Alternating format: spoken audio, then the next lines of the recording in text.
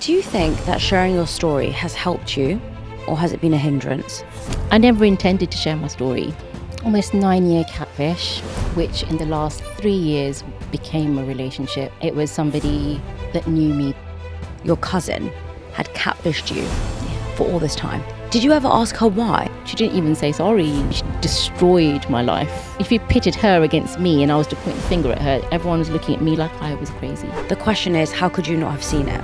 It's easy to look at this and think, oh, it was just one person catfishing you. How many people were there that were almost catfishing you? There's been many situations that I've heard of people who have experienced something traumatic happen to them. And when they want to share it in order to seek justice, they're told that they should just let it go. Do you think that someone knew that the people in your life would tell you to just let this go?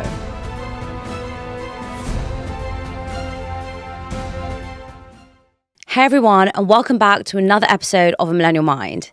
This week, I have a very special guest joining us on the podcast, and that is a story that I've spoken about many, many times.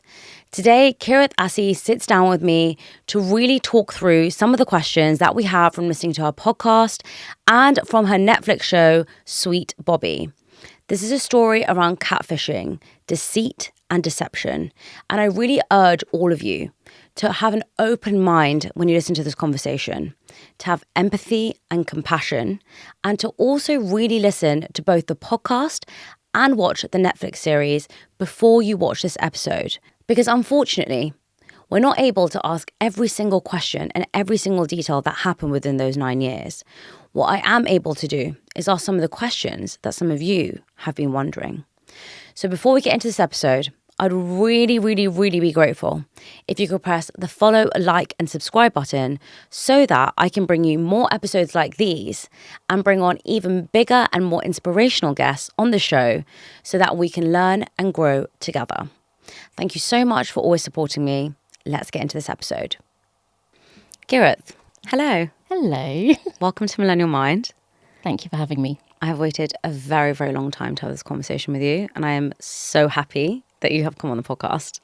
So thank you for being here, and thank you for trusting me and taking this time out to talk to me. Sweet Bobby was watched nearly 15 million times on Netflix, and it was one of the most popular shows. And I think what it attempted to do was tell your story. Do you think it told your story well? I don't think it did, if I'm honest. I think listening to the podcast, I feel the same. I think there's a huge difference between what happened in your life and then what was shown in the podcast and then what was shown on Netflix. And I say that because it's very easy to look at a 1.5 hour show and say, oh, well, I know all the information now. And now I'm going to judge you on it because I think I know better than you. And I think, unfortunately, that's what happened. And so what I really want to do today is use this opportunity to talk about your journey, your story, and to really talk about how you've healed from it too, and how we can prevent this from happening to other women and men out there, because I don't think it's gender specific. So I kind of want to start with a brief overview of your story for people who haven't watched the show or haven't listened to the podcast. Can you tell us a little bit about what happened? So it's almost 9-year catfish, which in the last 3 years became a relationship. It was somebody that knew me that did it to me. Mm-hmm. And the person and the people she was impersonating, many of them were known to me. They were sort of distant family, extended family who we had connects with. So it happened gradually. I had 2 other relationships in that whole period. Right. So that says a lot. Yeah. So you didn't know it was happening. And because that other person was, so Bobby, Right. was married, and you immediately bro-zoned them because they're family connect, and that's what it is. And he'd been divorced and got married again in that period. So there was absolutely no question of, I think lots of people confused. They think it's a 9-year relationship. It's not a 9-year relationship. Definitely not. Because, you would have hoped to be married before then. But, right. Especially after what I'd been through before. But so that's what it was. And it was, I wasn't talking to one person. And the other person, Bobby, wasn't talking to one person either. Right. So it was like and I was seeing people in real life, and I knew he existed in real life. accidentally bumped into him as well in the very early period where I didn't really care who he was. So it's a very complicated story, too many complexities. And when it comes to often a perpetrator doing something like this, which is possibly narcissistic and sociopathic, I say possibly, obviously, to me, obviously, that is their intention. They want you to have no voice at the end of it. They want you to look stupid at the end of it. And they absolutely drove me insane by the end of it. So anyone who's been in a coercive and controlling relationship will be able to understand that. Yeah, no, 100%. I want to talk about when this started. What year did it start? In 2009. 2009, and we are in 2024 now. That's right. I think something 2025, actually. Oh my God, we're in 2025. God. See? So crazy. You don't even know where the time's going. I think what's really interesting about the story is that we're looking at a story about something that could exist now in 2025, but that also happened almost 20 years prior to that. And life was very, very, very different then. And I think it's really important to state that before we start this conversation, because one thing I want to tell you is that I'm 100% on your side. I feel very passionately about this topic. And I think I feel very passionately about it is because I really resonate with it. I haven't been catfished before, but I have been in a position where someone has controlled me, where someone has told me what to do, what not to do, where I haven't recognized some of the patterns and behaviors that I once prided myself for. You know, I would never let anyone tell me to do that, and I would never let anyone tell me to do this, and I'm so strong. And then being in that position just shows you how much influence someone else can have over you. So I really want to share the point around the internet story, because it's very easy if you've watched a documentary to think, well, we all know about catfishing now, and we do. But in 2009, I didn't know what a catfish was. And to be quite clear, 3 years ago, I don't think anybody knew what a phone scam was. The amount of people that get scammed on the phone, people didn't know about it 3 years ago. You have people hacking into Instagram to this date. You have people clicking on these links, people hacking into your bank account, people taking over your whole phone. And that's happening now. So in 2009, I can imagine that the idea of a catfish didn't even exist. Is that true? That's true. 2012 was when the Catfish MTV program came out. Right. So 2009, there wasn't even Messenger. You had Facebook chat. There weren't likes on posts. You couldn't comment on stuff. You know, Facebook was very different in 2009. Right. It was more intimate, more friendly. You know, you didn't have public profile pages. You didn't have all of those things. Lots of artists, because I come from that world where I work with artists. A lot of my friends are artists. So many people had 2 pages, one for publicity and one for their personal life. So one had fewer friends, and one might have all their fans, and who you just friend everybody because you're trying to collect as many people for marketing purposes. Right. So there was so all these things that we have now, phones weren't what they were. You didn't have an app on you had to get on to a laptop or a desktop even back in those days to actually message somebody, because you didn't have an app on your phone to use these things. So when you think about it, the conversations I was having at that time, they weren't regular. They were not like they pop up on your phone every 2 seconds. You have to log in. You have to check, have I got a message today? Or, do you know, that kind of thing? It wasn't regular contact. Right. It was very gradual. And, when you know the person, extended family. Yes. And everybody that you know that should know them is on their page, following them, so that you got mutual. So we had family following those profiles. Family who probably, a lot of them are ashamed to say they were following, they're embarrassed to say they were following a fake profile now because of the hush-hush attitude. But some of them have been like, but I was following that page. Wow. Okay. So just to give context, when you were added by the fake Bobby, there were mutual people from your family that you 100% knew, not including Simran, but other people, and other people that were following him too. Yeah, I didn't add Bobby immediately. So the first approach wasn't Bobby. Right. The first approach was Bobby's younger brother. But the mutual family and friends that were following and some of them were my first cousins. Wow. So it's that close. That's crazy. What I want to do in this podcast is not go through every single detail of what happened. I think it's important for people to watch the Netflix show and to watch the podcast, listen to the podcast so that they can hear more about it. But what I really want to talk about is the complexity and how a lot of people can spot if something is happening like this to them, right? So I just want to talk about initially, because there's a lot of people that have watched the Netflix show and listened to the podcast and will still call you naive, right? And I fundamentally disagree with that. And the reason I say that is because I think something that was missed in the Netflix documentary was showing how many people there were that were almost involved in this. They were fake. There wasn't like there was hundreds of people who were involved in it. But Simran, your cousin, created 46 profiles. There's more. Oh, no, there's far more than that. There's far more than that. Right. Yeah. So Simran, your cousin, created up to maybe 100 profiles. We've got more than 60. Wow. That's crazy. So, I mean, and there's probably others out there that we don't know of, but there's definitely more than 60. So more than 60 profiles. First of all, I really want to know how she manages her time. Really, really interesting how someone could do that. But, you know, she's got more than 60 profiles. And I think that's a really important thing to mention here, because it's not about noticing one person perhaps not telling you the truth. It's about 60 people not telling you the truth.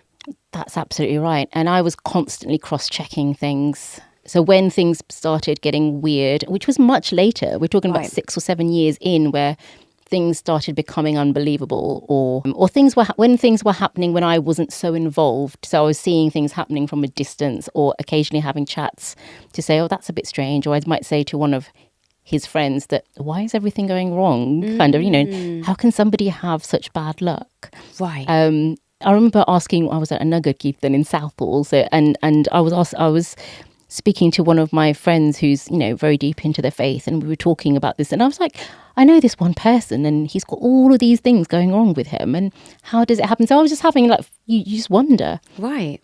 But I wasn't so involved. You know, he wasn't like constant at that point. It wasn't sort of, he's not my best friend or anything. Right. He was just a kind of a friend. He was an extended family who became friends. And the politics going on in our family at that point said some of the middle people in our family I couldn't speak to. But I'm never rude to anybody who still approaches us. You know, like, it doesn't matter, because we're all human. And if they think I'm decent enough to speak to, I'll speak back to them. Right. But, you know, you don't overly insert yourself into people's lives. I'm the last person to do that. Which is interesting, which is one of the, I think the reasons why people found it maybe confusing was, did nothing come up with an extended family member?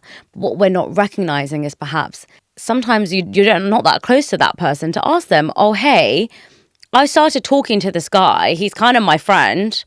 And what are you going to say? So your relationship with Bobby started off as a friendship. Yeah, I would say so.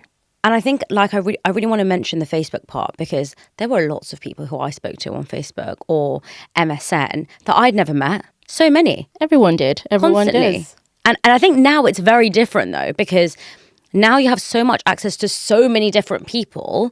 And I think we all have our guards up a little bit more now, because there's been a lot of stories where people who aren't who they say they are online, even in the sense that, like, they face tune their face.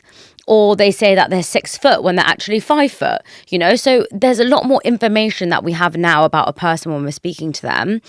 But what's really interesting at that time is it was very normal to just make friends online and just chat to them, because you knew them from, you know, a community, or you knew them from school, or you knew them from, like, well, for me, I had a badminton club. So there was lots of people that I knew that I didn't perhaps speak to. But what I really wanted to talk about there was the relationship that you had with him as a friend, and how that gradually built up into more of a relationship. So Bobby approached me because following an incident with his brother, and he was basically wanted to say thank you. I felt like I had to, there'd been a bereavement, and I'd said to my cousin that I feel like I should pay my condolences, but I don't really know anybody well enough to pay my condolences, especially if they're not talking about it openly. And I think she'd sent me an email address to say you can send your condolences there. And I just thought, I'm not going to, I don't know them well enough. I'm not that close. Not going to do it. What's the point? And I didn't do it. From the deceased, I had a letter sent to me, which was quite morbid. And then and I still didn't make contact. It was like a letter from. It was like a letter left. I was from the brother to say it was a really complicated story. He disappeared, and a letter had apparently been left for me that the brother had found and told my cousin to give to me, to say, oh, you know, you've been always looked out for me. You were, and I was thinking, I didn't know I was this close to you.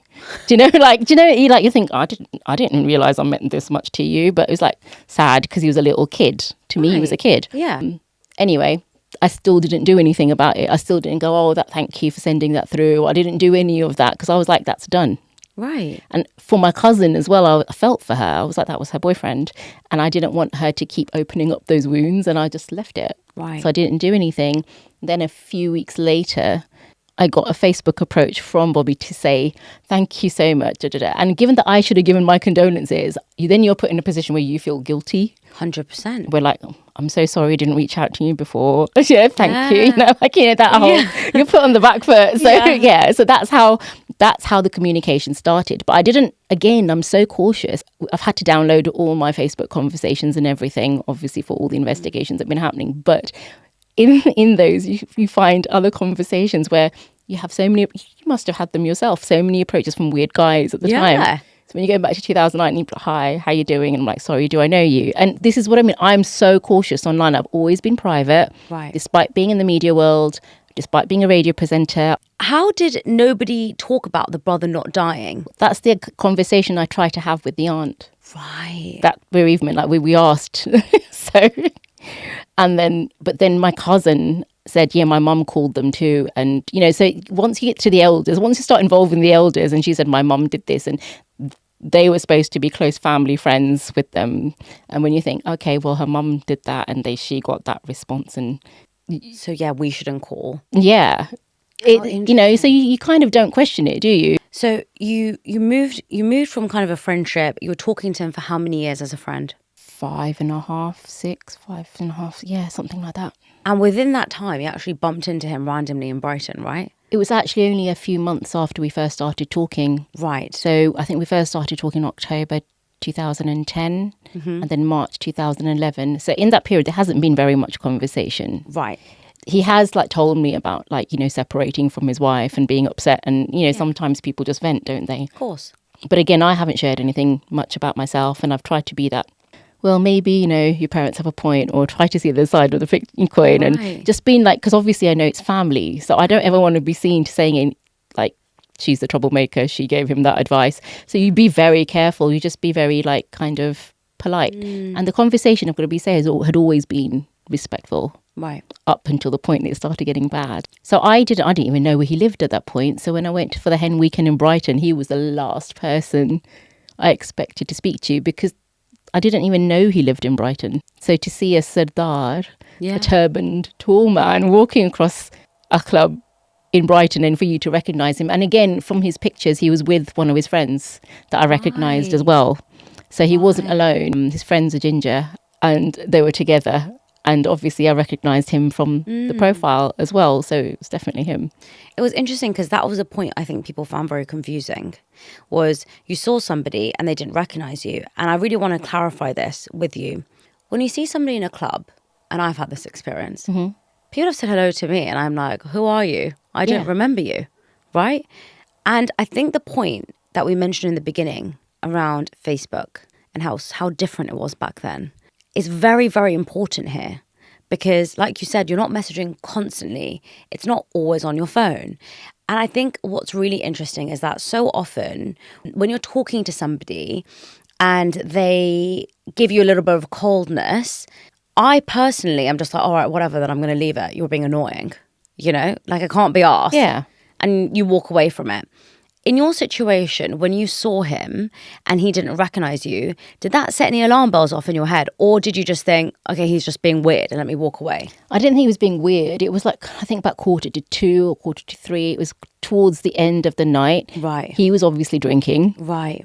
I was with a group of hens, and I was the sensible one trying to keep everyone in check. Yeah. And actually the girls from the hen, we got together just a few weeks ago. Really? And so I haven't seen some of those girls for a long time. And they were all talking about the documentary, and they're like, yeah, but we remember it as well because, you know, like he was there and we remember you going across to him. And I was like, did you? Weren't you that? I thought you were really gone that night, but they actually remembered it as well. And they were like, no, because you came back. It was like, it's okay. Like, because I just went back, it's okay. It's all right. He's just too drunk. Because he wasn't horrible. Right. He was just like, you know, a bit confused, and he was like, sorry, yeah, don't know. And I was like, it's okay. I'm like, I'm not going to, he's always been very respectful. I'm not going to embarrass him if he's having a, course, you know, he's just got separated. Maybe he's having a blowout night. You know, he's going through a tough time. I'm not going to engage. Yes. Because the other thing is, like, you think, I don't want this person spill the beans to me. Like, you know, someone overshares and then they feel embarrassed afterwards, possibly. 100%. So again, and I don't want to get involved in somebody's private life. No, I resonate with that part a lot because I've had a similar experience. I think in the moment you can look at that and think, oh, how did you not see? But also, how can you not recognize that it's like 3 a.m. and people are drunk, and not everyone's going to be like, oh yeah, cool, I know what's going on. You know? And I think at that moment, if I remember correctly, my friend, there was a case of, do we take the hen home? And some of the girls wanted to stay, and we were trying to sort that out at that point as well. And I'd kind of stopped that to go and have this conversation and then come back. I remember that too, because I was like, we'll go home if you guys want to stay. That was going on at the same time. It was a bit chaotic at the time. Yeah, but that's just a night out, isn't it? Right. It's just a night out. Yeah, I resonate with that. It's not a big deal. For me, it wasn't a big deal. Yeah, I resonate with that a lot. And so I really want to talk about how it kind of evolved from a friendship into something a little bit more. And the elaborateness, I guess, of it in terms of when did it start moving from you speaking to one person to maybe 3 people and then 5 people and then 10 people? It was very, very, very gradual, I would say. He got married because obviously my cousin was speaking to him all the time. When he got married, so he'd moved to Australia. So again, we weren't having regular chats. He'd moved to Australia. And there, like after ages, he'd messaged me to say, oh, I've got something to share with you. I got engaged to somebody. And I was thinking, rebound. But it's none of my business. He seemed happy. It's fine. But you can kind of think, you know, with all the rubbish he's been through, you think, I hope he's not jumped into something, because it was like another Kenyan person living in Australia and sometimes home away from home. And you just kind of think that. But he seemed happy, and I was like, who am I to say anything? So he got engaged and they got married. We were invited to his wedding. So there was some stuff about him going out to Haiti. There was these disasters, and apparently he was a reserve in the army as a medic, and he went out to do some work. He got shelled. There's so much drama, but again, he had his wife, so he was doing stuff, and occasionally I'd get a message say, oh, this is going on, and I'd be like, oh, okay, well, I hope your wife's looking after you, or you know, your fiance, she's looking after you. And once they got married, like it was a case of, oh, you know, she thinks you don't like her because I didn't go to the wedding for a start, even though I was invited. And and we still haven't spoken. We've had like phone calls, tried to call each other, and it's just been missed calls, and I've been at work and he's been at work, and you know, that kind of thing. And it's just been like missed calls all the time. And if I'm calling you to invite you to my wedding, I want you to come. And I said to my partner at the time, like, you know, we could go to his wedding, but there was stuff going on at home and other stuff going on, which meant that I couldn't go. But again, the perpetrator, my cousin, would have known that I wasn't able to go. So to invite me to something that they knew I couldn't go to, it's very smart. It's a smart move. And it's these kinds of things you only learn in hindsight. Yes. Right? But that's what happened. And after I got married, he was like, oh, my, you know, Sanj thinks that you don't like her because you haven't said hello.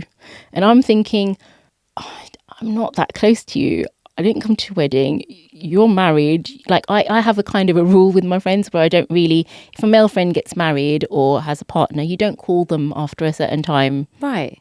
Unless you know, like, and you've got to make sure you're friends with their partners too. But again, I'm not that close to these guys. Right. So why would I reach out on Facebook? Because I'm a very real person. Like, I like talking to people in real life. I'm not a texter. At that point, I wasn't somebody who thought online relationships were real until you'd met that person in real life, or until you'd had a phone conversation. So the fact that we've not actually had a phone conversation to this point, I'm just like, well, this isn't, like, I'm not close enough. But then to make sure there weren't problems in his marriage if I didn't do it, you know, you don't want to be a Right. So then you're like, hi, Sanj.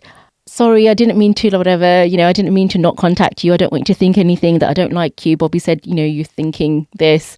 I just wanted to leave you guys to your honeymoon period, that kind of, you know, you have that kind of approach. And it's got nothing to do with me not liking you or anything like that. So I'm being forced to have these conversations. So where I would have left it and not engaged, I've now had to engage because I don't want him to get into trouble because his wife might think something wrong, even though it's a brother-sister kind of a relationship, because by then he was calling me sister, just like as you do, you bro zone them because you're family, right? So when you say your family, what do you mean by that? You mean you were family friends? Well, yeah, family. So basically, my dad's sister and his dad's sister are sister-in-laws. They're married into the same family. Okay, so you're not related, but it's like family. Extended. Yeah, because obviously if you married him, it would have been fine. Oh, yeah. Yeah, that's what I mean. Yeah. I just don't want people to get confused there. No. If I married him, it would have been fine. But it's like, but we're connected enough to know exactly how we're related. One thing that you said there was really interesting, and you said this throughout the podcast, is a lot of the time, in order for someone to do this to you, they need to be close to you because they need to know what strings and triggers that they can pull. When the fake Bobby invited you to his wedding, Simran, your cousin who was impersonating him, knew you couldn't go. That's right. Right? Did she know that she could easily make you feel bad? And I'll give you an example. My parents, when I was younger, would often emotionally manipulate me, and they would say it openly. If you want Shivani to do something, emotionally manipulate her. And I remember my mum came to my bedside table once when they wanted me to go on holiday with them and said, you know, this is when I was I think I was 20. Mm-hmm. So 10 years ago. My mum said, this might be the last opportunity we get to go on holiday with you before we get married. La, la, la, la, la, la. And I went on holiday with my parents by myself when I was 20 because they emotionally manipulated me. Now, I have had this conversation recently with one of my friends, and I said to her, be careful because you're so controlled by your emotions that if somebody knows you, and I'm telling you as a close friend, if somebody wants to, they can emotionally manipulate you. So be really careful. Do you think she knew that about you? Because for you to message Simran and say, hey, so sorry, you know, I didn't mean to upset you, or, you know, Bobby's been saying this or whatever, she would have had to have known that would have had an impact on you to know that you'd upset a newly married bride or somebody else, right? I am quite, shall we say, I don't like using the word nice, a kind person. Yeah. But again, if you think, you know, I'm not somebody, you know, you're not a home wrecker or all these different things, you know, you think like all these things I was paranoid about, not paranoid. Later on, I was made to feel paranoid. But yeah, you don't do that. For me, like there's rules. I'm very principled as a person. Right. And, you know, if there's a misunderstanding, it's very they can be easily cleared up with a conversation. Yeah. And so it's very easily cleared up. Like, you know, I don't want her to feel anything. It's a simple, hi, I'm so sorry. I didn't mean that. I just want you guys to enjoy your, you know, honeymoon period or whatever the conversation was. I hope you're well and hope you're settling in and, you know, all that kind of stuff. And I know Bobby would be spoiling you and all that kind of stuff. And that's it. That's all it takes to make someone feel better, right? Right. It's not a big deal. So you messaged his wife? Yeah, because after Bobby had asked me to. Okay. How did you know that was the right profile? Because what I'm thinking here is we have the real Bobby and we have the fake Bobby. Did the real Bobby ever have a Facebook profile? Yes, but then like I said, I thought the real Bobby and real Sanj had two other profiles. Right. So I was aware of them.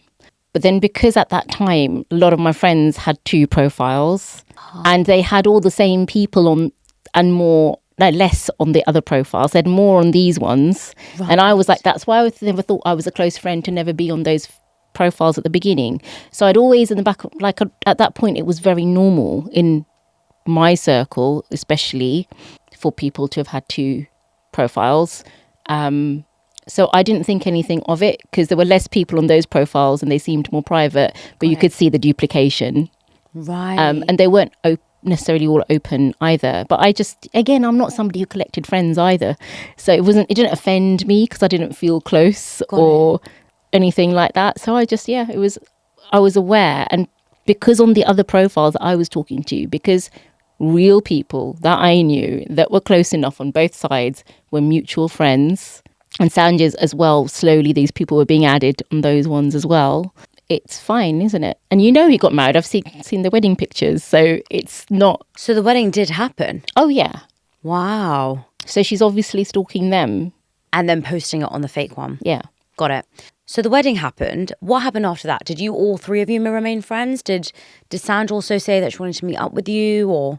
Oh, we'd planned to meet up a few times, then his mum was not well and stuff like that. Things got in the way, and in that time, I'd been doing my own stuff. One of my the first relationship that I'd been in had broken down. Then I'd got back with my ex, and after a while, so there's got to be a big time period in that, hasn't there? I'd been living my life and doing my thing. I'd been working on an Olympic event. I'd been doing my stuff, and eventually I got back together in early 2013 with my ex, and I was wanted to go on a double date. We talked about going on a double date kind of thing, and I was going to introduce him to them because obviously I talked about my partner to them, and in the past, and I was like, we're back together, and like just want to introduce you to him. That was kind of the last time we were supposed to try to meet before things went wrong, and they flew out to Kenya, and that's out there was when he got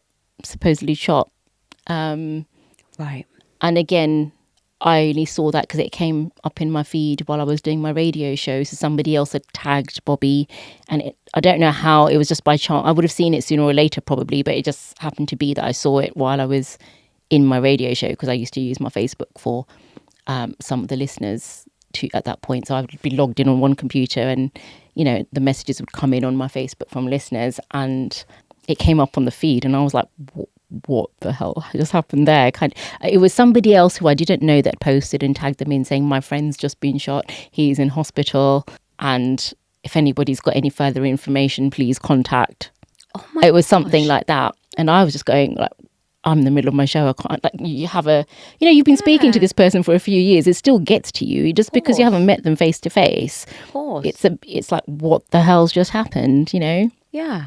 So and was that a fake profile, did you find out, or was it a real profile? They're all fake. It's confusing, honestly. This is what I mean. You're confused listening to it. When Yeah. you're living it, why it's confusing. It's so confusing. And this is why, the documentary simplifies things so much that you don't understand all these complexities. Yeah. Because that just appeared in a feed. Somebody else had posted it. And because somebody else has tagged him in, it's appeared in my feed. I could have maybe seen that at any time. Had I not seen it, I'm pretty sure that somebody would have reached out to me and said, 100%. This has happened. Yeah. And then there would have been evidence, because if I looked, I would have seen that somebody else had said something online about it. So it's about creating that world. It was just that I'd seen it by chance, I think. And what were the comments under that photo?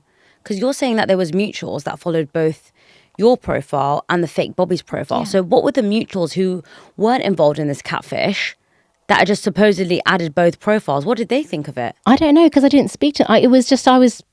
That's when I started. They started talking to me a lot more then. I was being spoken to more. So one of Bobby's friends reached out to me. Right. That I knew, and again, at that time, there used to be this thing where people would friend you and go, I added you as a friend by mistake. I don't know if you were around in that period when people would do that. 100%. And she'd done that to me twice, that she's private and, sorry, I added you by mistake. First time I accepted, I'm like, okay, Bobby seems to be a good friend, and you two.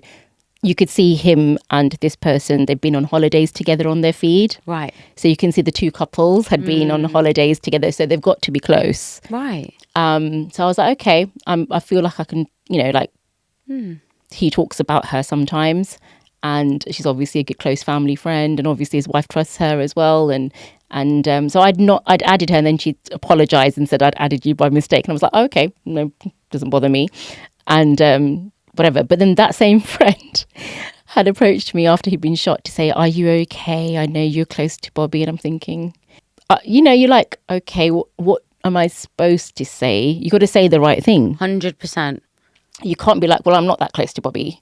So true. Either, can you? But this is what's really interesting, is it's almost the storytelling of so many people that are convincing you that I'm close to him. Yes, but also, if somebody, I'm just trying to put myself in that position, and I really encourage everyone at home to do this right now. If somebody that you kind of know, that you've kind of been speaking to, let's just say, gets stabbed, right? It's more common in London than getting shot. Actually, I don't know if it is. But let's just say that happens. And someone says, oh my God, are you okay? I wouldn't reply, be like, yeah, I'm fine. I don't care. Would I? That would be psychotic of me. I'd be like, oh my God, it's so sad to hear. Really hope they're okay. Praying that they're okay. Let me know if you know any more information. Let me know if you need anything. That's just a normal thing to respond and to do. But then if people started saying like, God, you know, he really spoke so highly of you. Even if I didn't know him, I'd be like, oh, that's really sweet. And it's almost that manipulation starting from there too, of convincing you of all these random people, in your opinion, messaging you, asking you, are you okay? And you're almost thinking, well, yeah, of course I am. I'm not even that good friends with him. Yeah, and that's how it started. Then obviously my cousin was there, I think. Well, I was led to believe my cousin was there. Simran. Yeah. And she was messaging, and obviously his wife would talk to me when she could as well. So they were all like messaging me about what's going on with him and him being in hospital and things like that. And his wife was unwell as well. It was all kind of, and for some reason, I kept being leaned on. And when everyone's in a vulnerable position and they're leaning on you, what do? You don't walk away, do you? 100%. Talking about tradition, how old were you when Bobby got shot, supposedly? How old would I have been then? 34, 35? 34, 35. 34. And were you in a relationship with your partner at that time? Yes. You were. At what point did that relationship with your partner break? Oh, another year and a half later. Right. So you were talking to Bobby and his wife, Sanj, about the accident and what had happened whilst you were with a partner? Yeah, my partner knew. Okay, so what I'm trying to say is it wasn't a romantic thing. It was still a friendship, even when he was shot. Oh, definitely. Yeah, because on like Raksha Bandhan Rakhi, I'd wish him like that. So it definitely wasn't. Like even on Facebook, when I'd wish all my cousins, the girls and the boys Rakhi, I'd tag him in as well. So it would definitely, and he would post things about me, even in the 2 weeks before Bobby first said that he loved me. Even in the 2 weeks before that, I'd been nominated for an award for my radio show. The voting system was open. He'd posted on his profile, please vote for my sister. So it was very like, got it. So there was no question ever and my partner was quite a paranoid guy. Really? So for my partner to be okay with it was absolutely, for him to be okay with it just spoke volumes for how platonic it really was. At what point did that change then? Because when he was shot and he was in the hospital, at what point did that then start to turn into a romantic relationship? How long after that? That was long after. That was, because, really? that was 23rd, 24. It didn't turn into a romantic relationship until 2015. Wow. So I was desperate for him and his wife to sort things out. So I was kind of the go-between them. Got it. And I felt like a third wheel, and I hated it actually, because there were so many times I'm so frustrated and fed up. I'd be with my partner and I'd just put my phone away because I didn't want the pinging from, oh, he did this to me, oh, she said this to me, oh, he said this, and I didn't want to be that middle person. Yeah, you've got to work on your own relationship, but because there was that illness on both sides and that vulnerability, but I still used to put my phone away. Wow. Because I didn't want to be disturbed. Right. It was a constant pressure in that time building up on me to help them both. Do you think that pressure impacted your relationship with your partner at the time? So at the time, apparently, and I didn't know this, apparently he'd said to my best friend that these people are imposing on me. But he never said it to me. But because I always made, for me, like work-life balance was such a big deal. Because I think in 2009, 2008 and 2009, I'd suffered from burnout at work. So I've been written off work for 7 weeks. So, I'm a workaholic. I'm a self-confessed workaholic, and everyone around me knows I'm a bit of a workaholic. Yeah, so after that, I'd learned about work-life balance. Right. And I'd got my work-life balance right. And life was pretty good. So, all these things like, there must have been something wrong in her life. Well, everyone always has something they're unhappy about in their life. There's always something going on. But generally, I was studying again, I was working in a good job, I got a promotion, my partner, we were talking about getting married, being together long term, and it was like finally, because he'd walked out on me so many times. I got cold feet so many times. And this time when he'd come back, I'd been like really firm and I'd been like, this time it's marriage or nothing, that kind of thing. So I was in a, quietly confident place. And then I had this at me. And I was just like, it's frustrating. You just want to like... Draining. It's draining, constant pinging. But then the illness stuff was probably the guilt thing. And by then other cousins, so the cousins, my cousin, his cousins, slowly beginning to speak to me. The the hospitals. So by that time I was probably speaking to about 5 people, 4, 5, 6 people. Daily? Well, not daily, but I'd been communicating from that side, from the, let's say the fake family, right, the fake crowd. Yeah. But 5 different people. But again, their stories, the build-up of their stories, because Bobby used to tell me about them in the run-up too. So and then obviously my cousin would add to that as well as a real person. Yes. So... and how are you related to Simran, the person who impersonated you? Simran and I are quite distantly related, but because of the way our community works, we're actually like, it feels closer. Okay. Her grandfather and my grandmother on my dad's side and her dad's side, they're cousins. And it was that whole thing from travelling over from pre-partition India to Kenya. And then in Kenya, the community's even smaller, which is why I think in the podcast, Alexi talks about the Kenyan community. Yeah. And the Kenyan community is very small. And it doesn't matter what faith you are or whatever it is, you can find a connection just like that really, really quickly. And that's why verifying things was like, okay, they're connected. It's believable. Of course it is. Because you just think, well, they would know each other. Yeah. I mean, very recently I had my uncle who used to have a shop opposite the radio station. And I used to go in and see them every week. And, after the doc came out, he messaged me and he went, I can't believe, because he was one of the people following Bobby. And he'd said to me, at one point he'd said to me, why don't you, he'd seen all the drama going on in his life. He was like, oh, he's always got drama going on in his life. And he knows the family. Wow. So he was like, he's always got drama going on in his life. He was like, why don't you marry him and just sort him out? And I was like, no, because I was like, wow. And that was before. And I was like, oh, no. And I said, remember, you said that to me. Because, I didn't know he was a catfish. And I was like, well, that's the whole point. You didn't, I didn't. This is, and everyone's been fooled. Yes. But so important. I said, you've acknowledged it. Thank you. But lots of other people who are too scared to acknowledge that they've been catfished too. Yeah. So at what point did your relationship with your current partner end? At the end of August, early September 2014. Okay. And was Bobby still in hospital that time?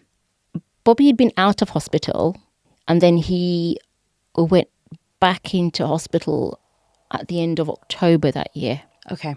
But in that time, he'd been doing stuff with Sanj.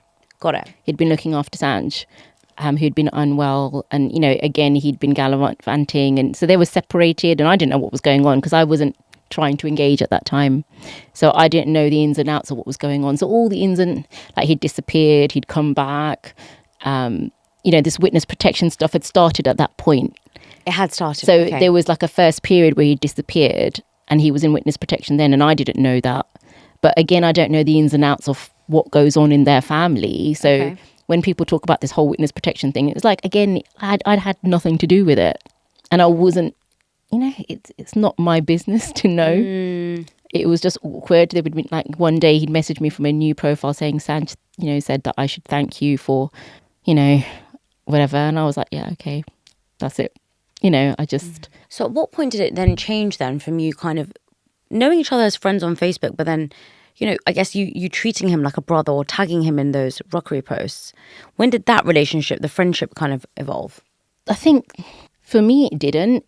As such, when he told me he loved me, in that way, I ignored it the first time he said it because he was very ill. He was in hospital. And I'd had conversations with his cousin and the consultant to say, he's very ill. He's just needy and I'm the shoulder. Got it. Right? I'd actually said that. And he's very confused. He doesn't know what he wants. And I'm just there. And I've just come out of a relationship and there's no chance. And I'm the kind of person, I don't believe in rebounds for me. I believe in just taking a big gap. between relationships and making sure that you're okay. And that's just me. Lots of people do. Yeah, but everyone needs to do what they need to do after a relationship. For me, it's like you don't. You get your head straight before you do anything else, before you get into anything else. So that's another misconception. People who know me will know that. And I was like, I'm just not doing it. And plus, this isn't right. And at that point, if it was not the situation that it was, I would have walked away because not doing that. I wasn't comfortable with that. He's not my kind of guy. He wasn't. I can see why other women would be attracted to him, but he's just not my kind of guy. And people who know me well would know that. In what sense? I'm a really down to earth, simple person. I'm not extravagant in any way. Right. I don't post pictures of me doing stuff and fabulous, whatever. I'm private. Everything that I was seeing on his feeds was so extravagant, so like whatever. Whenever he'd get engaged to somebody, huge gestures, huge this. And I'm like no, like I'm not about that. Right. Enough is all you need. I use the word enough a lot. You need enough to not be racking your brain about surviving, and not too much, so you're not worried about protecting what you have. Right. You just need enough to be comfortable, feel secure and be happy and live a decent life. Yeah. That's what I'm about. Whereas he wasn't. He was that tall kind of cocky person, and everybody in his family looked so pristine all the time. They all looked like they'd been made up, and they just looked done up all the time. Really high standards. And I was just like, I can't deal with that. At home, I want to be in my joggers. Yeah. And I'm just really like simple taste, really extravagant. I don't know. That makes me uncomfortable. Bougie lifestyle, yeah. So I've never had that in a relationship, I don't think. So I was always the giver. I'm not a taker. So that's just my nature. But yeah, it made me uncomfortable. And again, physically, I could see why some girls would find him attractive, but anyone who knows me, for me, his beard, he wears a turban. For me, his beard was too short in some of his pictures. It just made me uncomfortable. My faith means something to me, or certain things mean, if you're wearing a turban, you've got to have a beard, and there were certain things of him in his pictures, and some of them I'd be like, no. And once we were in a relationship, I called him out on those things. Right. I can't, these are things I don't accept, Got it. So I'd said all of that kind of stuff later on. But yeah, so wasn't my kind of guy. Okay. But when did that transition happen from, I don't really know him and Sanj, to now I'm tagging them in a rockery post? Well, the rockery post was like as a brother figure. I always that was in that period. He's always been like you distance you have to yourself. Be quite close to someone to do that, but no? that was now 5.5 years in. Okay, so it was a long time after. Okay. Yeah, so in the last couple of years, I tagged him in the rockery post. So so that's fine. But in terms of that, then transitioning into a relationship, you stop calling him your brother as soon as he says, I love you in that way. Yes. And at that point, I would have left had he not been in hospital, and had he not. He was having tantrums in hospital, apparently. And I think he was put on a psych ward for a while. So you knew he was unwell. There's no chance I was going to be you don't be in a relationship. And I'd really put my foot down. I'm here for you, but not in that way. Like, I do care about you. I can't call you my brother anymore, but I do care about you. I'm here for you, but I just can't do that. So, I was confident enough, okay enough to say no. Right. Just to give context on that, when he was shot, he was in hospital for a period of time, you've just said for a couple of years even, and then you started talking to him when he said, I love you. No, when he was shot, he was still married to his wife, right? Yeah. So he went in and out, and he disappeared off into this witness protection program that I didn't know anything about. In that period, I'd be put in that group chat of however many people, which I was like, why am I in this group? When he came, his wife would talk to me occasionally. My cousin would talk to me. His friend would talk to me. Then there's this whole reappearing situation where I was told, like, oh, he's actually not, like, he's alive. And I was like, what? Again, it's got nothing to do with me. But they were doing their thing on their side. I'm working, I'm doing my thing, I'm here, right? I actually didn't know what was really going on other than he's back. My cousin would be telling me stuff. occasionally. So he hadn't told you he loved you at this point at all? Oh, no, not at all. Got it. Not at all. No.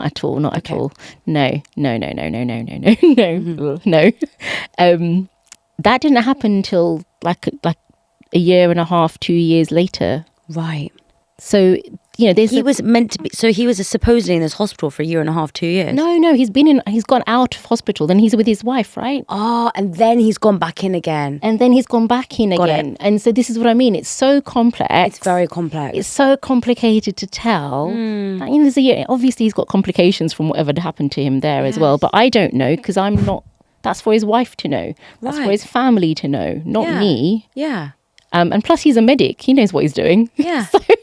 Yeah, you didn't think you needed to know anything. There's loads of medics in his family and around him. They all know what they're doing. I don't know anything. I'm not that person to advise him. I don't need to advise him. Got it. Right?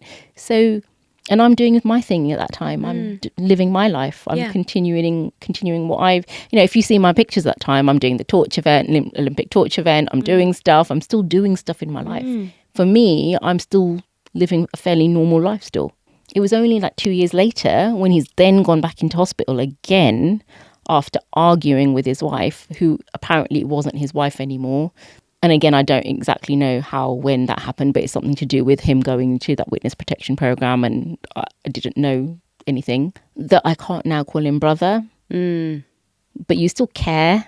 Right. Because he's in hospital and he's obviously very sick. Obviously. And his cousin was with him and his cousin's going, he's not listening. What do I do? I'm like, you need to speak. And I'd be giving advice to his cousin to say, can you speak to him, have jokes with him and just speak to the consultant and do what you need to. And I mean, it took for me to go out, have a good night out at the award ceremony. And I think I didn't come back till 5, 6 o'clock in the morning, as you do. And to learn that he'd signed up for go back into witness protection again. And I was like, why didn't you? I said to you, you can call me if you need to. Why didn't you? Oh, I didn't want to disturb you. I said to you, you could call me. And so, but it was like, it's done now. It's done. He's going to go in. I was like, okay, fine. Then you think there's going to be no conversation again, right? Yeah. That's it. You've cut off. But there's always like a way in. So it was like, he can't cope. And they've found a way where you guys can talk, you and his cousin, and a couple of us could talk to him. And the particular consultant had got onto his team out in the US to advise because of his complicated medical conditions. Right. And so it was sanctioned that we could speak to him. Like we could still message him via Facebook. It was me that, and so he went back in, he was fine-ish physically. And it was while he was in there within a couple of weeks where he'd had the stroke. Okay. So that's when things became long-term, not well sick there while he was in the US. So again, all of this is so complicated, but it was a lot of toing and froing with a lot of people. Yes, it makes sense. So at what age were you when he had the stroke? So 2015, because he was supposed to, when we were in a relationship, he was going to die. Yes, I know. So it was quite soon after the stroke. Yes. So it was like 6 months after 5 or 6 months after he said he loved me. And it was by accident when I thought he'd sent me the rose. It was my ex that sent me the rose, apparently. Oh. That was the confusion. And that's where I had to then go like, okay, let's see how it goes. Knowing he was going to die. It was his dying wish. He kept saying, all I want to do is see you. All I want to do is see you. All I want to do is be with you. And I was like, okay, it's not like I'm going to get into a relationship anytime soon. And it's not like we know he's in palliative care. So we know he's on his way out. It was his dying wish to be with me. It's like no skin off my nose. It's not like I'm going to sleep with him. It's not like I'm going to do anything. This is why I think it's really interesting of what you've just said, is that it's no skin off your nose, right? And I think what's interesting about that is it shows how selfless you are, in the sense that it doesn't matter about my happiness and about what I want, but if somebody else needs this from me, I'll be there for them. And I think that so often, as Indian women, we're told to be a bit like that. Yeah. Think about what other people need. Think about what other people want. Isn't it selfish of you to not be there for him when he's so unwell? Yeah. I mean, I guess I've talked about it in other podcasts, that, general podcasts, not just about my stuff, but we talk about how we were raised by our mothers to what we were told to believe. And a lot of the time, so I'm not a dater. Right. So again, you make a commitment to a guy and you've made that commitment, you stay loyal. Right. And you know, a lot of the time our elders, the women will say, you know, oh, men are like that. All men do that. All men do this. Yes. Right? Just quiet. Just don't say anything. Don't answer back. Just let him. Just let him have his moment. Don't worry. He'll be, you know, like they do that. And that's how you get conditioned to be like accepting the bad behavior. Yes. And I grew up with my elders. I'm the eldest, right? I might tell the younger lot to fight it and I might help them fight it, but I'm the one that's had to negotiate that in my situation. And so for so long, even in my first relationship, that long one with the, you know, on and off periods kind of thing, I navigated that behavior there and you just took it. You just accepted, you know, you stay loyal, right? Yeah. There wasn't a chance. There wasn't that thing. The first person you're with is the person you're going to be with. That, and because I was 18 when I met that person. Right. That was very young. Yes. And every time I'd like, you know, so there were lots of people have questioned, and I know there've been lots of questions about my 18-year on and off relationship as well online. And it's like, it's an on and off relationship because that person walked away and then came back. And because like, oh yeah, how they say, oh yeah, no, it's destined to be, he keeps coming back, it's destined to be that person. So true. So even when you think no, and you do, you know, like you think, okay, fine, I'll go back. Yes. But that last time, because I'd had a fairly decent relationship before that, I was like, no, I'm putting my foot down this time. I know what a good relationship is. Right. Marriage or nothing, because you've had too many chances before. And he didn't want to commit. Well, this time we were committing, but then he was getting phone calls from somebody saying nasty things about me. I wonder who they were. Really? Anonymous phone calls. Yeah, and that's the thing. And for me, that's good enough to say, like, well, an anonymous caller is saying stuff about. I thought he was just getting cold feet again. I just thought he was calling his bluff. You know, like things are serious, and he's just calling my bluff again. I didn't believe him. But now, in hindsight, it was probably Simran. Yeah, so those phone calls definitely happened, and he described the voice to me, and that's why my alarm bells have rung. Oh my God! But, you know, but it's just like. But he should have known better, though, as well. So, you know, I don't that's my silver lining, to have learned better, to have got out of a relationship. That's my silver lining that it helped me get out of something that could have been bad or worse. When you were in a more of a relationship with the fake Bobby, and it had now been a few years where you were speaking to him, I think a lot of people, when they were watching the show, the question is, how could you not have seen it, right? So I want to ask, when you're going through that relationship with him, how many people were speaking to you almost on a weekly basis? So not daily, because you can't clarify how many people are speaking daily, but on a weekly basis, because it's easy to look at this and think, oh, it was just one person catfishing you. Oh, okay. How many people were there that were almost catfishing you? So I'm going to break the relationship bit down for me to, because otherwise it gets too complicated. So in February 2015, on Valentine's Day, we accidentally kind of agreed to be in a relationship. At this point, we know he's going to pass away. 100%. He was going to pass away. The consultant had said to me, he's definitely going to last, not going to be on July. So when my cousin was getting married that summer, and in March we'd gone out to buy our outfits, and we'd got our outfits, and me and my cousin, and he was like, I'm not going to see you in that outfit, because the wedding was in August. He's like, I'm not going to see you in the outfit. So my cousin was like, okay, let me take a picture of you in it and send it to him and whatever. And so she did that. So she was talking to him as well. And, you know, it was quite emotional. It was like kind of a weird thing, like, oh, he's never going to see me in this outfit. And it's you know, it's kind of painful to think that. Yeah. So, yeah. So, yeah, 100%, we didn't think he was going to live. Nobody told me he was going to live. And, so all of that was happening. And he kept having these really serious episodes where he'd survive, I don't know what they were at the time. Now I can't remember what they were. But, mini strokes and things. And he'd hold on to dear life to wait to be with me. They were trying to arrange for us to be together or get him transferred to here.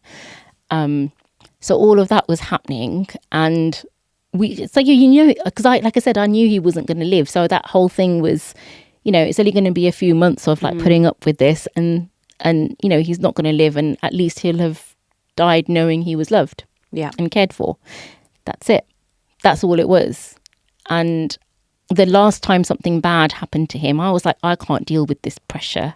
Because he's holding, you know, sometimes they said somebody holds on until they've seen that last person. They always say it. And I'm like, I can't deal with having that on me. And I decided to be very nasty. Like, there's a bit of me like, if he needs to just go, I can't stand him being in this much pain. Got it. And it's my fault. I was blaming myself for it a bit because he's holding on. And I was really, really nasty to be like, this next time something happens to him, he's got to just let himself go. And then the consultant was like, oh no, we put him, because before, when we found out he was that ill, we talked earlier about putting him on trials and things. And I'd researched some and sent them across, but nobody had told me that he had been put on a trial and the trial was working. So there's me thinking he's dying and I've been that nasty. And they're like, oh, no, he's making improvements. He's getting better. I'm like, well, why didn't anyone tell me? You tell me everything else. Why didn't you tell me? I was like, and now I've got to live with being that nasty. So now I'm on the back foot again. And now he's starting to get annoyed with you. No, again, he wasn't. He took it really, really well. And that again makes you feel more guilty. Of course it does.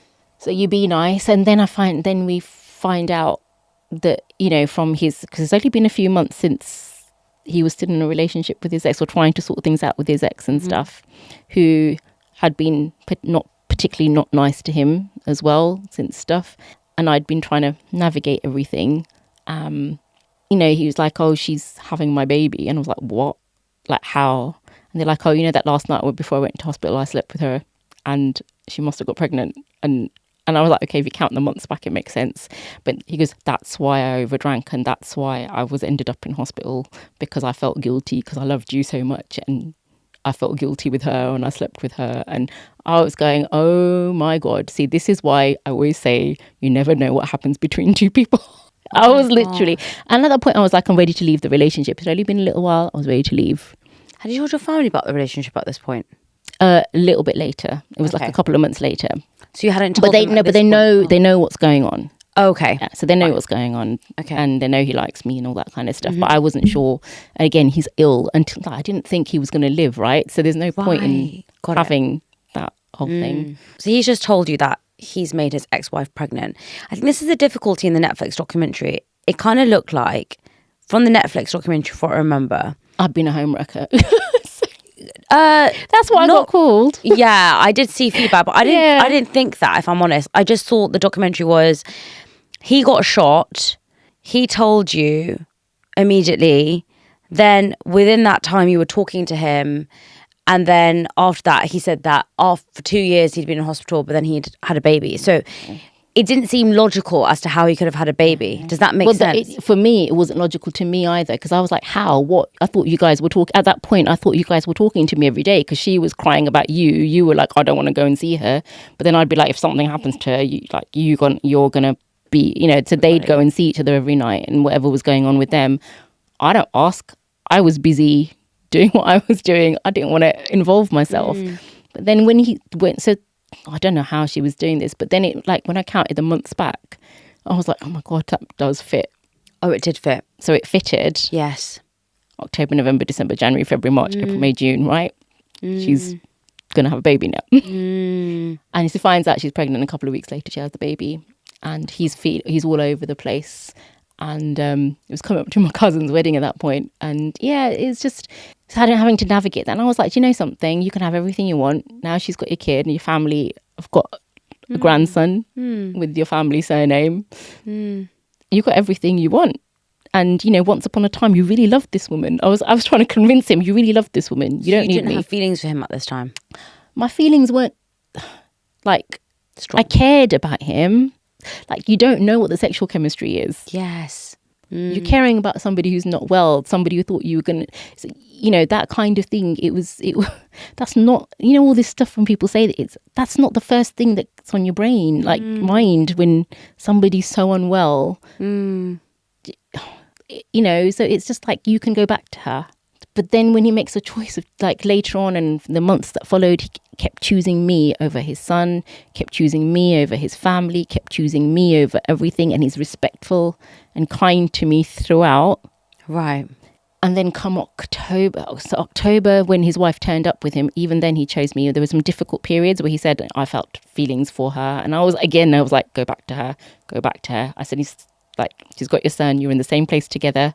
That took a lot of trust, but I was like, just get back together with her, because it's hurting me now. Like, you're hurting me. And that was the point where I gone to work and said, I need some counselling. It was literally just before she'd arrived. So I was mentally exhausted. It was the Rugby World Cup. I was working in the Rugby World. It was that period. And I live near Twickenham. Right. So like, you know, I very much remember this period. It was Rugby World Cup and his consultant liked rugby as well. So we'd have these chats about rugby and stuff. And I was just mentally exhausted by this point. And at work, I'd said, I need counselling. I'd asked his team for counselling, but nobody was arranging it. But I was exhausted at work. I said, I need some counselling support.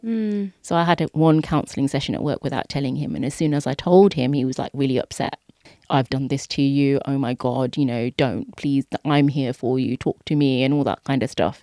And then we get the news that his ex-wife has arrived on a loophole and the son's there. And then it's from that point, things just escalated, get worse and worse and worse and worse and worse. I really want to understand something around the marriage thing, because I think this is something that I've spoken about a lot on my platform. In your 30s as a South Asian woman, and I also think this doesn't necessarily apply just to South Asian women, there's a lot of pressure to get married. There is a lot of pressure to be in a relationship.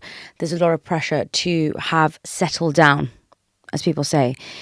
Did you feel that pressure? Yes and no. I've always done my own thing.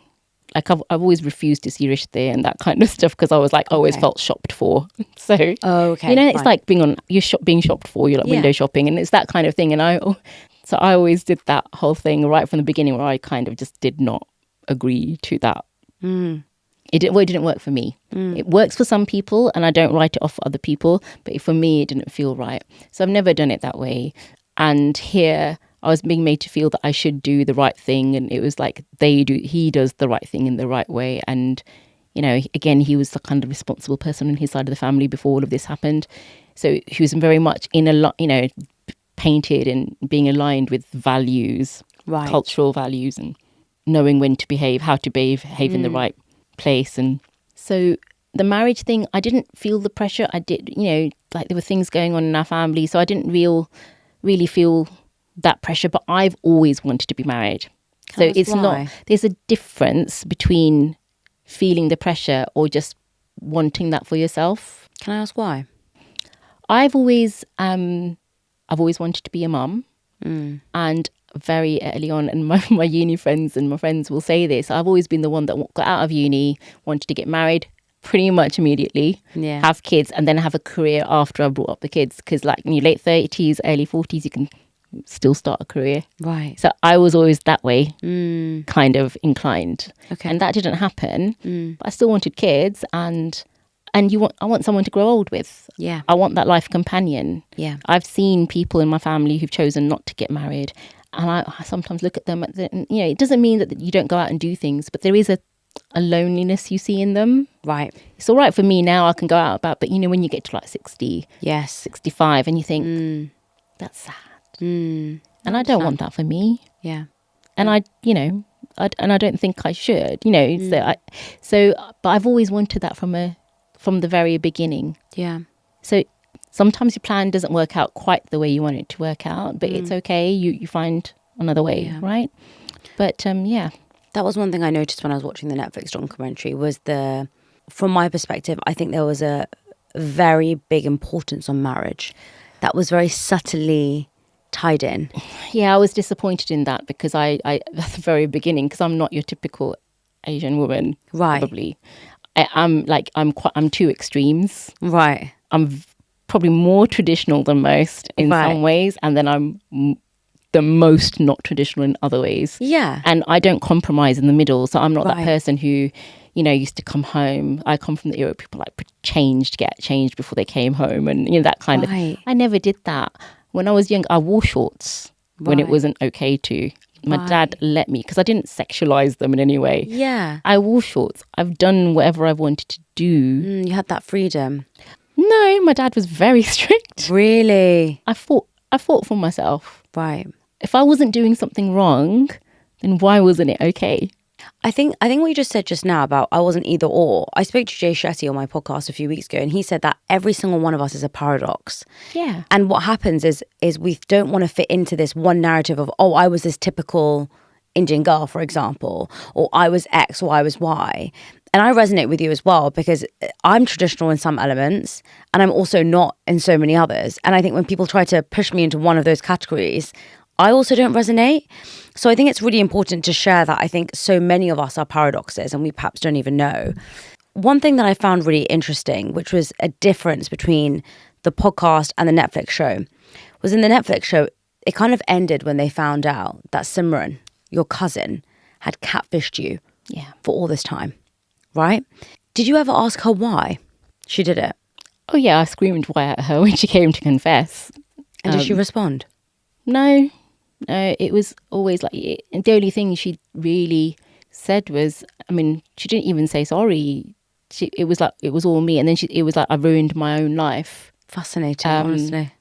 I mean, I passed out. So my best friend was talking to her. And like, even now, when my best friend going for walks or we talk sometimes, she'll come out and say something new. I'm like, you never told me this. Really? Yeah, it's just when you realise that I'd been sleeping on the phone with the phone line open, because that was the only thing that didn't make sense. How can somebody be doing that and then still be doing all the stupid things they were doing? Right. Because they constantly, every night, they were guaranteed to be on the phone with me every night. So how can they be doing something else? And was it a voice that was talking to you? Oh, yeah. I was talking, eventually, we had the Skype calls. We weren't allowed to do the video calls while he was in hospital. Okay. So that was another thing. And again, right at the beginning, Skype calls weren't a thing. Right. You had to get online, you do them from your laptop, and lots of people just use them for business or long distance talking with families, right? Yeah. All of this came along later when the relationships were already established. And again, you know they're real people. And again, I've got my cousin going out to New York, meeting him, bringing me back presents and stuff. And so it's very strange to suddenly doubt somebody. 100%. Like 7 or 8 years, like in terms of their existence, when it's become so normal. And when so many people are talking to that person and I'm talking to so many people. So in that relationship, you did ask a question, like in the middle of that, I got introduced to a whole lot of cousins and it was the World Cup and his family did a sweepstake and I was included and I was introduced to all the cousins. So, and I know some of them. Oh. So like, as in like, I know, like I talked less the cousins, but I talked to the parents. Right. So I was like, okay. And they were all really nice, apart from one person, they were all really nice to me. And were they all fake profiles? Yeah. And saying that, there's a couple that are still online, if I'm correct. But my gosh. But yeah, again, I'm in a massive group of people who I don't know, and they're having their own conversations while I'm not there in a group chat. So I might not be engaging there, but they still continue to talk. Right. So have you ever understood why she did it? No, I've just never. I mean, I don't think by this time now it doesn't bother me why.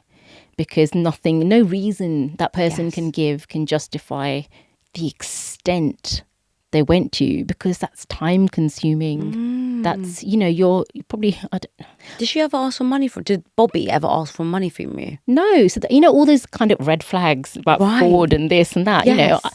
I'm like, I've worked in the banking sector, so I know all about all these kind of red flags and things and, like never give money, never change it. I was doubting Bobby. Like I refused to do certain things after like there was a point. So October 2015, when things started getting horrible. Then July 2016 was after that I was just literally lost my mind. So, and that's when, because I started challenging his behaviour, the coercive control kicked in. Right. So that from probably that period onwards, I was just a wreck. And the only things that would keep me going, and then being pushed out of work.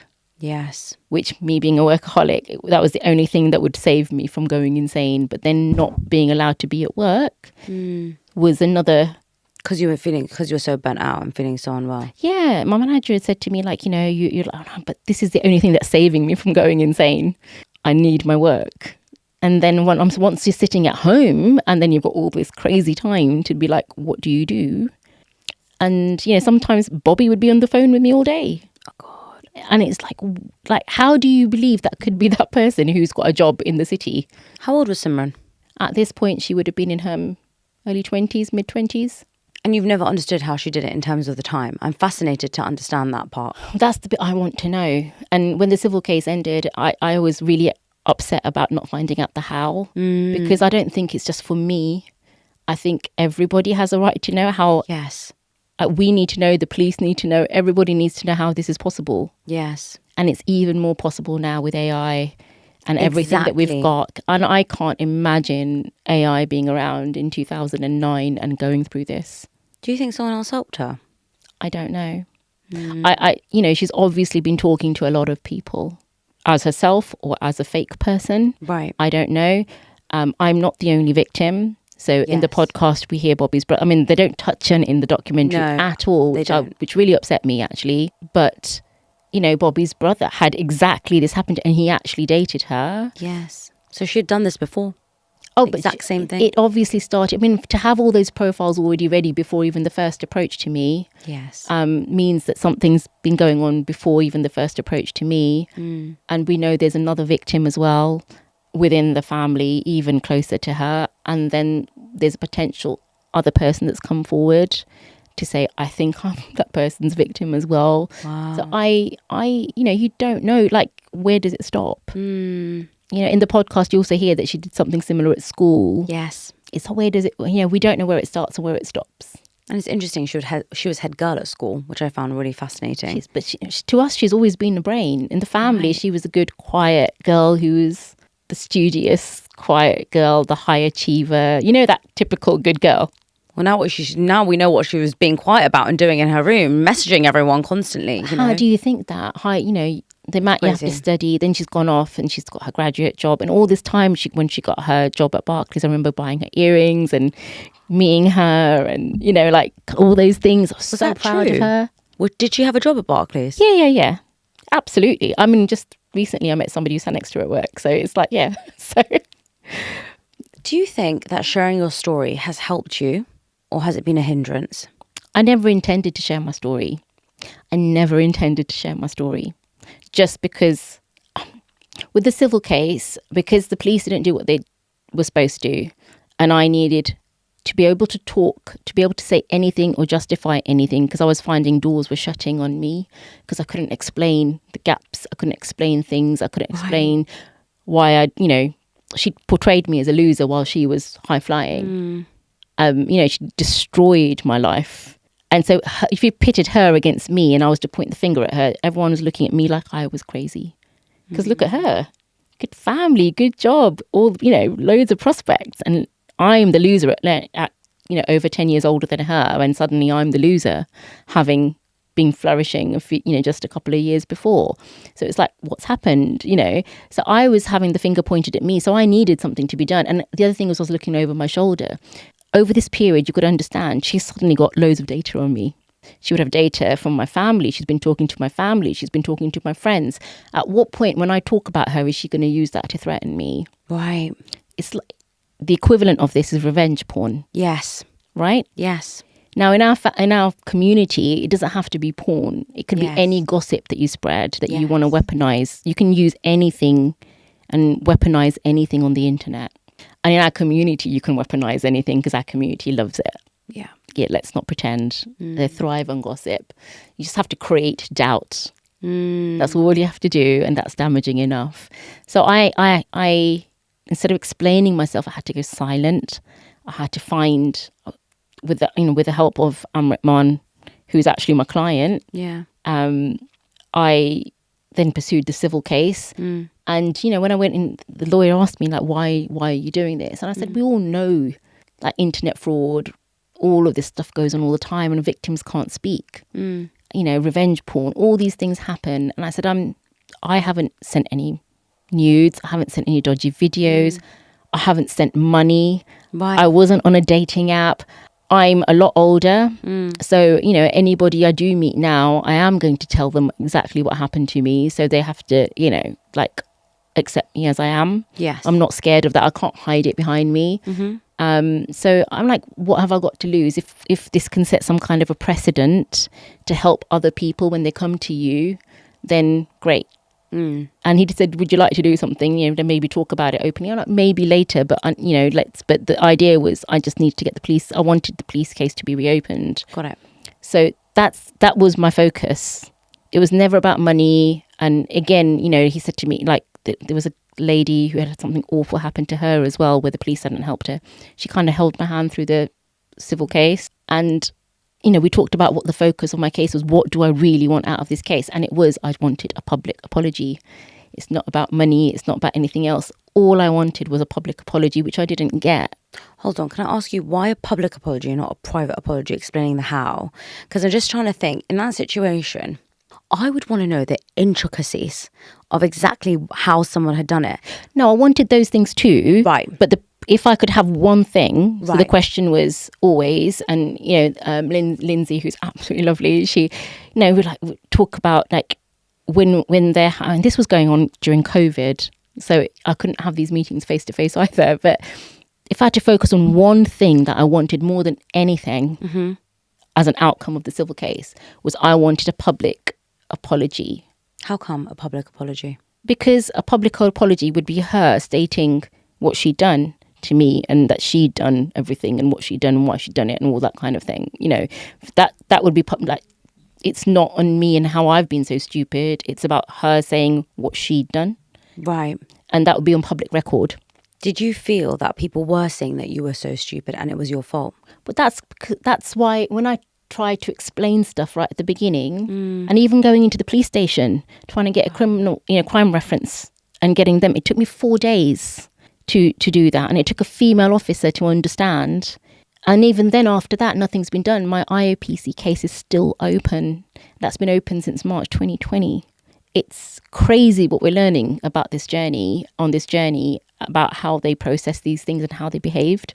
It's so clear cut to me in my head. We have all the evidence to show that it was a malicious act.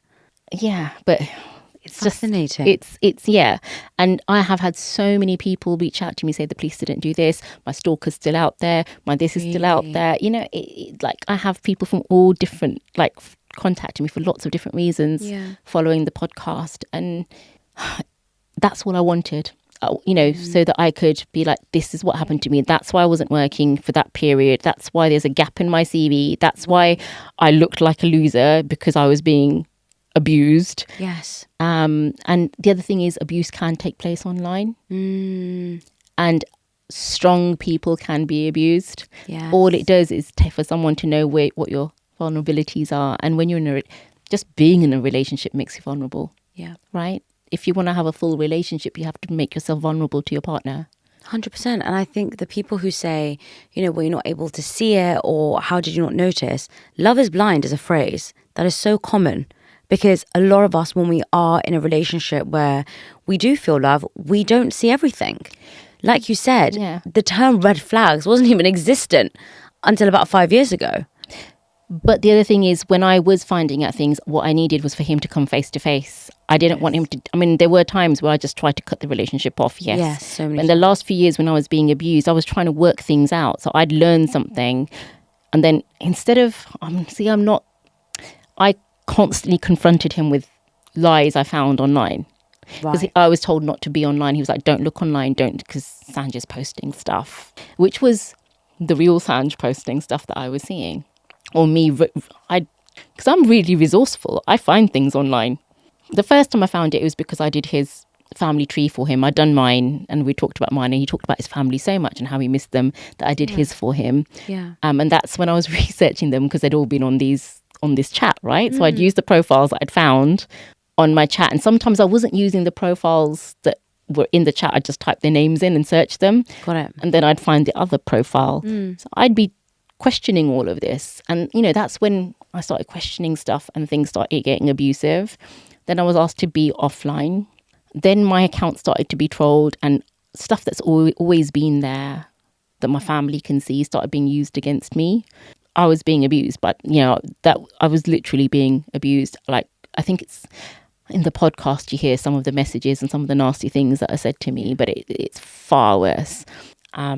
And then you'd have a good day, and this is that kind of that cycle of that trauma bonding, as they call it, Yeah. where there's one happy thing and you like kind of go back, but there's also the fear because I'm constantly walking on eggshells. I'm scared. Yeah, he's like love bombing you, then taking away, and then doing it again. But at the same time, that strong person in me was still investigating, and that strong person in me would still try to confront him. Right. But you'd be scared too, and I'd be a wreck. I'd be an absolute, and sometimes I'd just switch everything off, cut him off and everything, but then he'd contact other people and say, get in touch with you. Yeah. And then his other family who were nice to me also started turning on me. A couple of them had always been on my side and been like, he's being really irresponsible. They're being really, and then they'd be like, you know, you've been this and you've been, and everyone You start to doubt yourself. Well, the thing is, like, it happens gradually. And this is the thing with this small things where, like, you think he says something to you, then you go and ask somebody else. Because I'm like, I'm not that bad. So true. And then you go off to somebody else. Now I don't know that the one person, right? So true. So I've asked my cousin, like, he said this to me, that can't be right. You're like, you know, that doesn't make sense. Like, surely. And she'd be like, you know, it comes sometimes, you know, that's... Then I go and ask another person who's more my age, a little bit older, like from his side. Because the other thing I was really careful of was like, he didn't, because he was so sensitive because he's on antidepressants and all these things, that I was making sure that people I spoke to were his people. And rational, yeah. And rational. So no one thought that somebody from my side was attacking him, which did happen with my best friend. Was accused of being against him and all that kind, to try to divide me from my friends, like isolate me from my friends, which he did. Yeah, but they will be like, no, you're a bit wrong there. You're a bit wrong there. And it's like not one person telling me, it's not just him. Because if it was just him, I'd fight him. Of course. But when you've got other people going, you got this wrong. And I'm going, really? Am I that not with it? Have I just... So true. And again, with like everyone chats online. Everyone chats with text now. And but at that point, I wasn't comfortable. I'm going to make this point because I think it's really... I wasn't comfortable texting people. Right. Because like I said to you earlier, until I've had at least a phone conversation, and now you can't even trust a phone conversation, but at that time, until I had a phone conversation, it didn't feel real to me. Right. So when they had to prove, Simran had to prove to me that talking like that, even with the elders and all his family and everybody talking on text and these group chats was normal back then, to convince me that I was the one that was being backwards and difficult, yes. And I was a bit dated in my view of these things. So it wasn't one person where I was going like, I don't feel comfortable.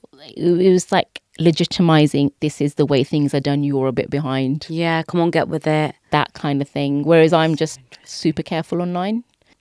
You know what's so crazy? I would say that I'm somebody who's quite strong-minded, right?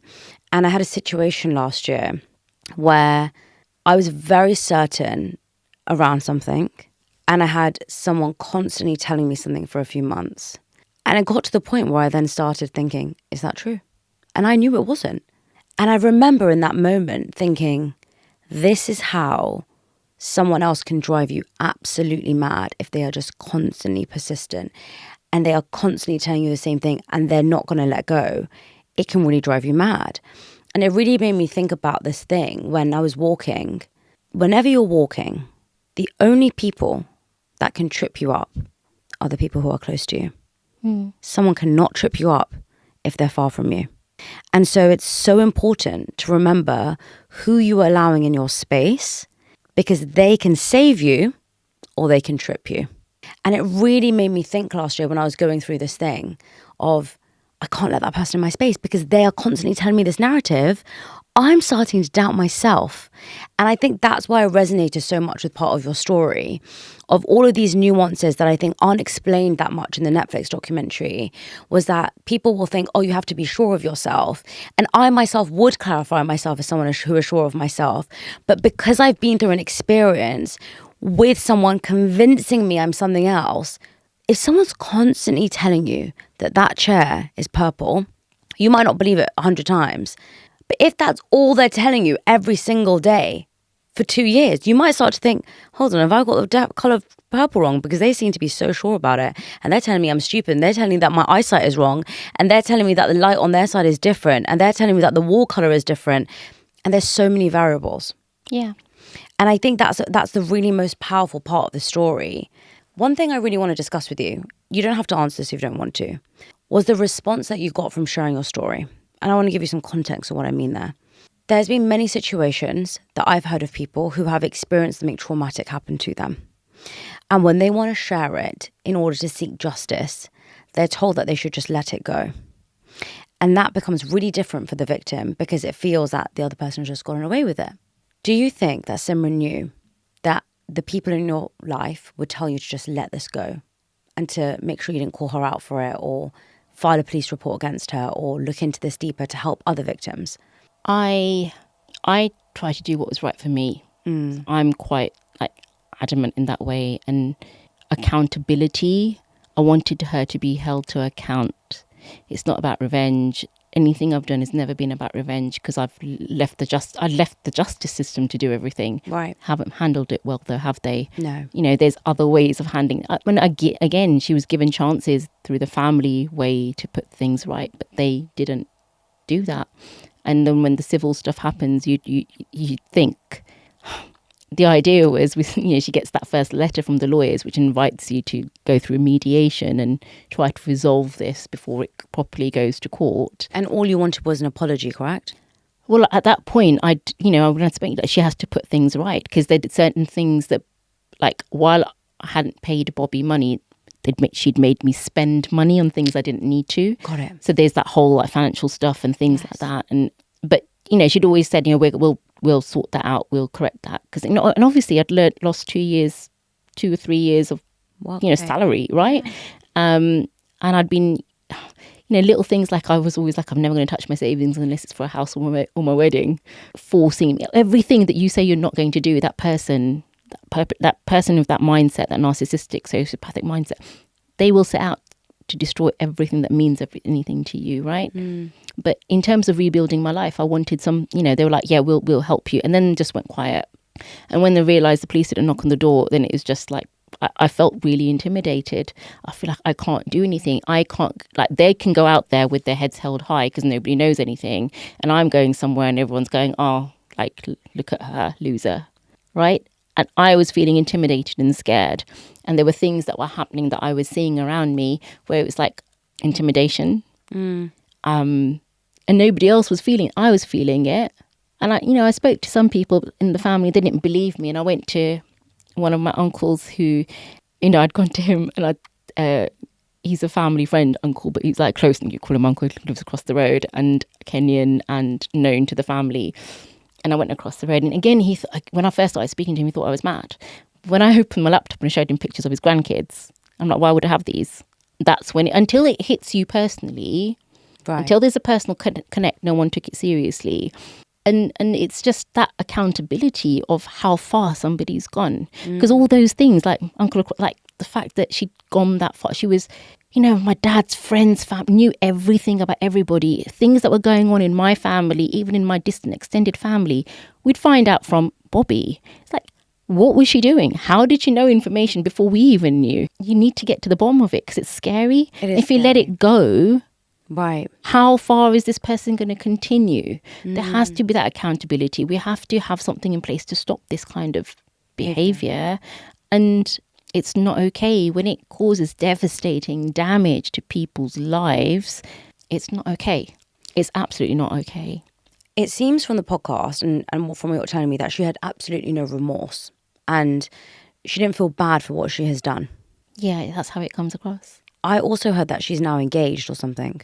Is that true? At the time she'd gotten, so before the podcast came out, she was engaged. Okay. And then from what I understand, she broke off the engagement a couple of weeks. She knew the podcast was going to come out. Right. So she broke off the engagement then. After the documentary recently, I've met somebody who was family friends with her ex-fiance. See, again, all this stuff's happened. No one's come forward to me and gone, Kirat, thank you. Or, if you hadn't done that, we wouldn't have known. Or, right. Yeah. But then we met one of their family friends. They're like, you saved that boy, And I was like, really? Okay. Have your parents spoken to her parents about what's happened? No. After the civil case, no. And there's a civil order now. Oh, okay, there's a civil order now, so they weren't allowed to speak. Yeah, and it's just better that we don't. And I really wanted to talk about that point around what you said around not sharing. Your purpose and intent for sharing this was so that you ensured that it didn't happen to someone else again. So that was the reason for the civil case. And after the civil case, obviously the podcast happened, and that happened because my witness statement was leaked. So it wasn't a choice for me to go out and do it. So if somebody else was now going to tell it, it's such a crazy story. Right. It had to be done right. So I either had a choice of working with them and letting it go, doing it properly with consideration, or you had a chance for it just to be sensationalized and mad stuff happen and crazy stuff happen. So I chose to work with them, but in terms of all I was allowed to do was fact check and tone check. Got it. Everything else was down to the podcast team. And I was really, really nervous about it all. But I thought, it's a podcast. No one knows these guys. There's a million podcasts out there. Nothing's really going to happen. I thought that was going to be it. Right. But no one thought it would. Well, some people say, oh, yeah, I knew it would. But no one thought it was going to take off in the way that it did. And it's obviously hit a raw nerve with so many people. And then after that, the podcast, before the podcast was even, I think after the first episode even, the approaches started happening from like TV, doc, scripted, unscripted. And it was just like a madness. It's a mad furor to get my story on TV. And again, the only reason I eventually agreed, and probably like we're talking about double figures, probably 50, 60 different approaches. It was mad. We agreed to do this one. It was with Netflix. I wasn't going to go through a process and be re-traumatized and nothing happened with it, because sometimes these things can get shelved. But then I was, told that it would be told considerately and well and whatever. And being from that world, I'd said we were supposed to wait for the police case to be over. So we had the how. Right. So wanted to bring something new to the table, but the police case has taken forever. It's still open, so I can't say much. But they then chose to do the documentary. So they've chosen to go ahead with the documentary, which, I'm not happy with. I'm not comfortable with it. I've had my reservations and my doubts, but then, sometimes you've got to let it go and see. I told them what I thought would happen. Right. I told them where I thought the gaps were. And I didn't want it to be a female story. And you've talked right from the beginning, I never wanted it to be a female story. And I've always said I wanted the how to be focused on, not anything else. But it's none of that. Yeah. So you can see how I would be feeling disappointed. I understand. And like I said, that was the thing I noticed from Netflix, is it was very much a female story. Yeah. And I think that it's what the other thing that I think is quite interesting here is that if this was a man that was catfishing you, would the public's reaction be different? Oh, absolutely. Even the police officer, when I first went to the police, there was a police one-stop shop where I went to get some advice, and there was a female officer there as well. And she said to me, do you know something? If it was a man that did this to you, be no question. And, she was talking to me casually, but this is a police officer saying this to me. And, all these conversations been had if it was somebody of a different colour, a different faith, a different background, different sex. The fact that she's from my community, that she's family, that she's a lot younger than me, that she comes from, a good family, is educated, has a good job. Yeah. I'm the one that looks stupid or mad or whatever. But had it been somebody else, I think more of our community would be out, have spoken out. Yes, I agree. Or the nastiness that I've had from women, women out there, if it had been a man, they'd be thinking about what they were saying. But Which is interesting, isn't it? I wonder why that is. I don't know. I mean, I can't speak for what other people think, right? There's a lot of information out there, but if you're going to watch a documentary and comment publicly about something, at least think about the other side, yeah. I think the other thing with me is, coming from the marketing world, I know what it's like out there, but at the same time, as a human, I have never posted a nasty comment ever, right? I don't understand the need for people to post nastiness. Discuss. Yeah. I always say, have a healthy discussion, have a respectful discussion. Ask me. I've always made myself available to ask. You might not get a response immediately, but I will try my best. After the podcast, I've got to say, it was such a positive experience. Of course, I had trolls, that's normal. But it was a really positive experience on the whole, and it helped so many people. That was the only basis of kind of doing something further to make sure that message was spread further and helped more people, because we know from all the messages I've got, all the messages Tortoise got, yes, how common it is, and not just from the online perspective, but just like kind of when it comes to sort of honor and communities and policing and justice system, so many different angles. It hit hard, but I don't think the documentary touches all of those things. And how do you think you've healed from this trauma? I'm quite a tough cookie. I'm not even going to pretend, like I have to be, right? I immediately after the podcast, everything happened, I had emergency counselling. Then I had counselling, extended counselling. Then there was a bit of a gap, and I thought I wasn't okay. I was told I was okay because I'm quite like still quite back to my sort of bubbly, crazy self. But you know when things aren't right. And I did ask for further help, and I had psychotherapy, and the psychotherapist was amazing. That really, really helped me a lot. I've refused to be on meds. Yeah, my faith helps me. Yeah. And just knowing who my people are helps me. Yeah. And also for me going out to do work, we did at that time did a lot of work with homeless people, and it always puts you in your place. Yeah. No matter how bad your day is, there's people out there that have always got something worse going on. So that puts you in your place, and just that kind of common sense resilient, trying to be as resilient as possible and just being thankful what you have got. This documentary has set me back. Like it has. I can imagine. I have PTSD. But it's it has the nastiness that followed the documentary has set me back. I feel like sometimes I'm back in 2018 again, where I can't speak. Yeah. And that's the biggest thing as a radio presenter, and in my work that I do, my voice is important. Yes. And I fought to have my voice heard, and the podcast let me have my voice back. And I feel like the documentary again has taken it away a little bit. Well, a lot. Because I can't open my mouth for being judged. I'm not allowed to smile. I'm not like, she should be a victim. Like, I don't carry victim mentality around with me. I am responsible for my future. She isn't. Right. That person who did that, this is one thing I want people to understand. The person who does something to you, do not expect that person to make your life right for you again. They're not going to. You, as much as you wish you don't have to, the only person that's going to do that is you. Yeah. Your perpetrator is never going to make your life better again for you. So true.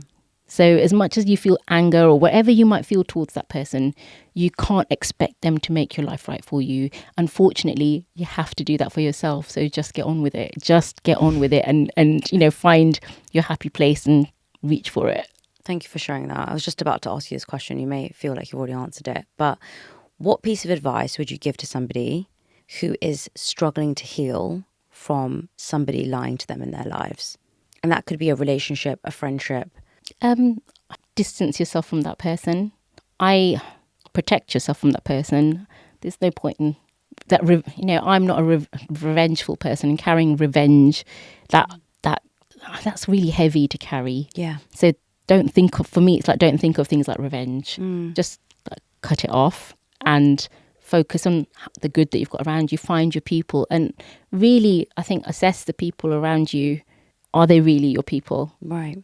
And when someone, that niceness in me, when someone says, would you do that differently? Well, I don't think if I was to be a different person, I'd be a less nice person, which makes me feel sad. Yeah. And, they talk about things like boundaries, but it's easier said in hindsight.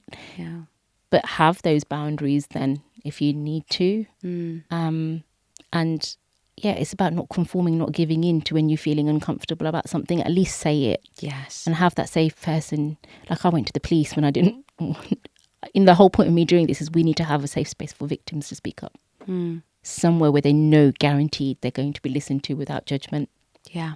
That's the most important thing. And for me, you'd think that would be the police. Right. And it wasn't.